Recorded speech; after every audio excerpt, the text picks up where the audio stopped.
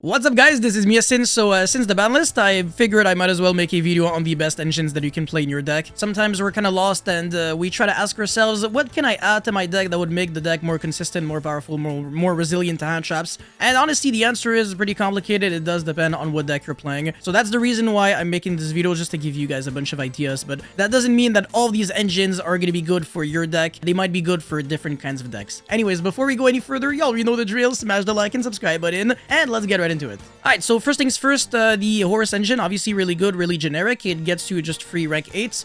You gotta play usually 3 Imseti, 1 to 2 or even 3 King Sarcophagus, and then Happy is the other, well, the second best Horus that you can play. And then for the third one, it's usually Duamutef, and the fourth, the worst one, is Kibisinuef. There you go, I nailed it. So yeah, these Horus monsters, you're trying to not play too many of the bad ones, but obviously Imseti is the one that gets you to King Sark, so that's the reason why it's good. And if you don't really need them to get your stuff going, because you already have your engine, that you can make Photon Lord, and that can negate Nibiru and stuff like that. So yeah, it's a good way of having a built-in negation to it. But it's not like I really recommend it to everyone. It also makes you play way harder into Shifter, so it's not always the best. The Millennium engine, on the other hand, might be a little better, depending on the deck that you're playing, and it also gets you a bunch of monsters on the field, but the issue is that they all have different levels, so you can't use them to make like an Xyz monster unless you also have other cards in your hand that might work really well with them. So Sengenjin is probably the best one. It searches any Millennium monster from your deck to your hand, including itself, interestingly enough. However, its effect to special summon it itself from the spell and trap zone is once per turn, so even if you search another copy of itself, it's not really gonna be doing much of anything. So usually when you got Sengenjin, you're trying to place it from your hand in the spell and trap zone using its first effect, and then you summon it, and then you search for the Golem,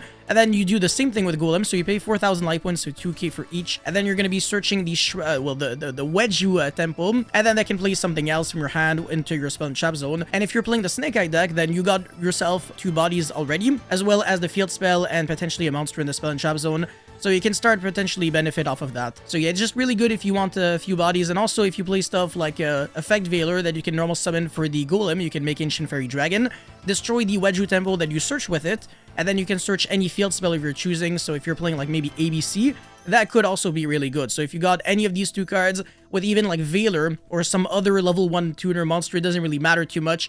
You can get some kind of plays going, and you can also use these 2 monsters to go into the Fiendsmith combo, so Moon of the Closed Sky, Requiem, and then go into a Caesar so that you can beat Nibiru. So yeah, if you draw one of these 2 cards, it really does depend on what else is in your hand, because I will tell you this right now, on their own, they pretty much do nothing if played generically. Next up is the Bestial engine, which also does absolutely less than nothing on its own, but if you have like pretty much any way of getting a light or dark in the grave, Lubellion is going to be your best friend. And when I say Bestial engine, I'm not talking about playing Bestials as hand traps, but also playing Lubellion Regained.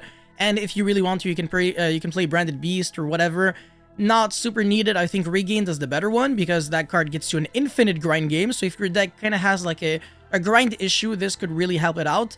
There's a lot of decks that can abuse this engine. You can even play it in Runic, just as Joshua Schmidt demonstrated a few months ago. But it's not like it's the only deck can play it. Obviously, you can also play it in like White Forest Toy, whatever. Shoutouts to Abdulrazak if you're watching this. But yeah, really good engine. It's just that these cards aren't the greatest to draw going second. Lubellion is not a hand trap unless you're going first. Then obviously you're searching Magnamote, which is the better one. So it's nice that when you're going first, you got 4 Magnamotes, but when you're going second, you only still have 1. And then yeah, this card might be like a good way at breaking boards, but that's about it. Now with that being said, this card does make you beat Nibiru really well, because when you get hit by Nibiru, first of all, if you make a Heretic Seal first, that's gonna trigger and then summon a monster from deck, but also Regained is gonna be able to revive back a Bestial monster. So you can also play this engine in Snake Eyes, and you can use Flamberge and a Bestial monster like Lubellion's, make the Heretic Seal, and then you keep playing, and if you get nibbed, it's not gonna change anything to your life. You easily recover, and then you can also summon like a Druid's Worm, either off of the Regain or Seal, and then you link it off for like an IP, and then Druid's Worm send the Nibiru, and your opponent still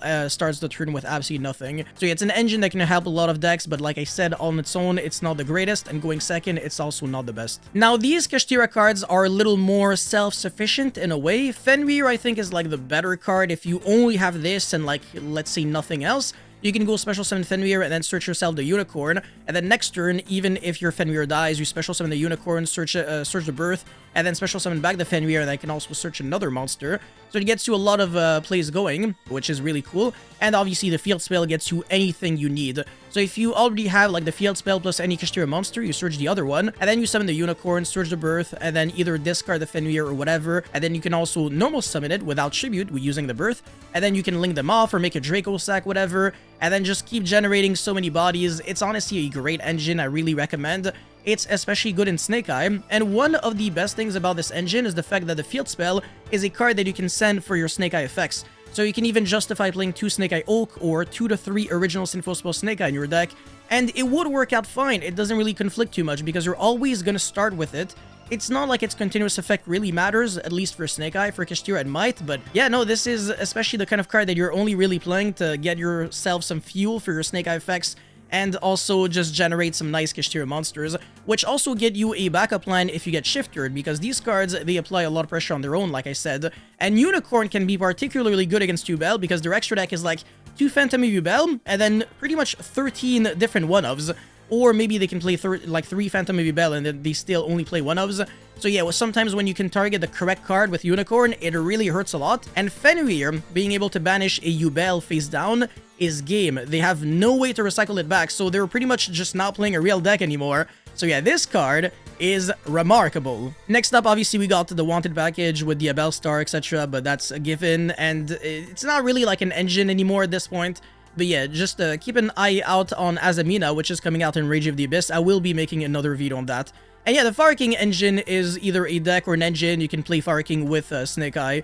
Obviously, that's, I don't really know why I'm even explaining this at this point. Unchained, really good engine that you can play in Yubel, Magical Musketeer, pretty much any Fiend-based strategy. If you can get to summon 2 Fiend monsters on the field, you can make a Yama and then search the Sharvara. You can either play like 2 Yama, so that when your Sharvara pops the Spirit of Yubel, you can go Yama 1, Spirit of Yubel 2, or the other way around. Summon the Yubel with the Spirit of Yubel, and then Yama is going to be summoning the Spirit of Yubel, and then you can make Verudras, and then the Sharvara and the Yama are going to be making Unchained Soul of Rage, and then you can set the Escape, which is really good. So that's the reason why people are playing 2 Yama with Escape, or you can just play 1 Yama, and then, like I said, potentially play 3 copies of Phantom Yubel in your Yubel deck, and set the Abominable Chamber of the Unchained, or just not play it whatsoever if you want 1 less brick, but your deck is going to be a little less explosive, so it's really up to you and what you're trying to do. The Unchained package is what gets you the most amount of removal and interruptions off of like 2 monsters. Now, speaking of Fiend, another engine that is still really good would be the Fiendsmith engine. This engine got obviously way worse, but there are still some decks that can utilize it to its full potential. So the Yubel deck can still utilize it really well because they can go into Aerial Eater, and then yeah, you're gonna be sending the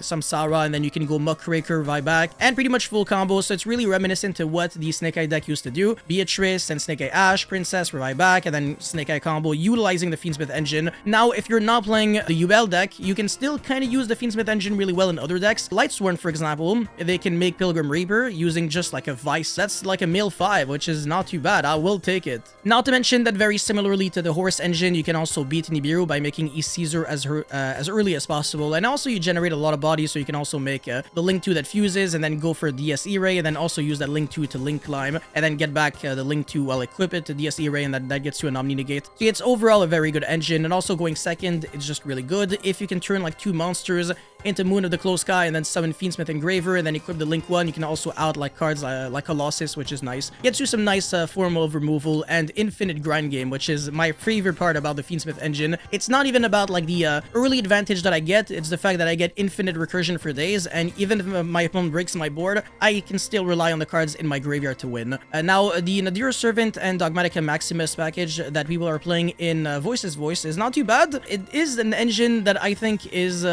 really strong, but it does have some flaws. Obviously, if you draw 2 I mean, both of them, it's going to be doing absolutely nothing. When you're using Maximus effect against Yubel, or pretty much anything that utilizes DSE Ray, they're going to be sending that and another Fiendsmith monster, and then they're going to be using its effect in order to send your Maximus to the grave. It's not the end of the world, obviously, because you're still going like +2 or something. I mean, you're drawing a card with Garura, so you're making your money back right away, and then you're going, you're sending Herald of Arclight, so yeah, that's a plus, regardless of if they send your Maximus or not. But if you're playing against Infernoid, then they're going like +2 as well off of your own card, because they can send send Infernoid Evil and I don't know, something else that could be juicy. And also they get the Evil in the grave now. Oh, they can also send Elder Entity Entis, but that's not really the end of the world. Next up, we got the Melodic engine, very good as well. You can play it on a bunch of decks, so you can send the refrains, whatever, summon your Baka, make a rank 4, you can make Infernal Flame Banshee, you can search Snake Eye Ash with it, so it's just an extra starter. Also, Refrain, I believe, is a 1-card semi-full combo. I don't know if it does the same thing, but it's also really good. Ostinato is just a crack card, though. If you draw that, then it's pretty much impossible for you to lose. Even if it gets ashed, it's not once per turn, so you can use another one. And I think Ritual Beast can play all 3 of these good Nemesis cards. So usually they only play these 2, but there are also some builds now that are playing Corridor, and they can make Colossus, because this is probably the best play that you can do if you're scared of Nibiru and you only have like Kanahawk. So shoutouts to Jonah if you're watching this. This is actually such a crack play. I can't believe that Ritual Beast is that resilient through Nibiru. The Runic engine, very good in a bunch of decks. The best one to utilize it would be the White Forest engine, or I guess deck, but the engine is so microscopic. It only plays like 3 Sylvie maybe, with 2 LZ, 2 Rusia, and 1 to 2 traps. The woes, it doesn't even play the spell card anymore. A very good deck, but very annoying to play against, and it takes like forever to win. The Sprite deck can also utilize the Runic engine, but that's absolutely nothing new.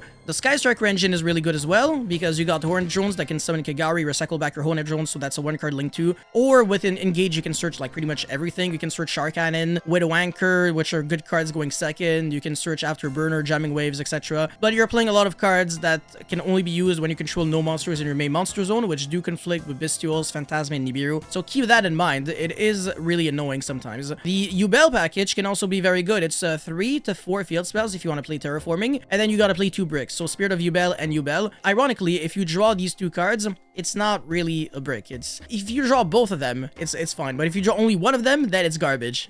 Be on the lookout for that. But sometimes you're gonna be drawing Spirit of Yubel, and it's not even gonna be that bad, because you're gonna be playing against Tenpai. You're gonna get Shifted, you're gonna pass, and then you're gonna survive. So it could even be a great solution under Shifter. So honestly, this engine, very nice. And it's also really good in Despia, because your first action can be activate Nightmare Throne, destroy Spirit of Yubel, summon Yubel, make Phantom of Yubel, and then activate Branded Fusion. And if they got Ash, it's not gonna do much of anything, because you can negate it with the Phantom of Yubel. So it basically allows you to beat any one-hand shop. It's a good engine, but the fact that it requires bricks, maybe because of that, you're just not gonna want to play it. Now, we also play Aaroon with Apophis, the Swamp Deity, if you want to play the Rabbit, Link 2. Very good engine. This one's the better one, but Apophis is insane in the Memento deck, because you're always gonna be searching the Cranium Burst, which is the continuous chop card that negates up to 5 monster effects. It's completely unfair. And Apophis can negate any card on the field. I mean, it's not like the other, like, Silhouette trap card, which triggers on a separate chain link. That card sucks, so you can't negate evenly, but this one can. It's kind of like the Virtual Worlds. Like, you flip the card, and then you summon it, and then on the same chain, you also negate the card. So that's the reason why it's really good. It negates cards on the field up to the number of other continuous traps you control. And Angel Statue as Aaroon, on its own, it's probably the best one, because it's kind of like a Solemn Warning, and it makes the Silhouette Rabbit destroy a spell or trap. Well, both of them do. But usually, Angel Statue as Aaroon is a little more flexible. This one's really reactive. This one's reactive and proactive. So yeah, if your deck cannot play other continuous traps, Angel Statue as Aaroon is the better one for you. And finally, if you want to play the Branded Fusion engine or the Shadal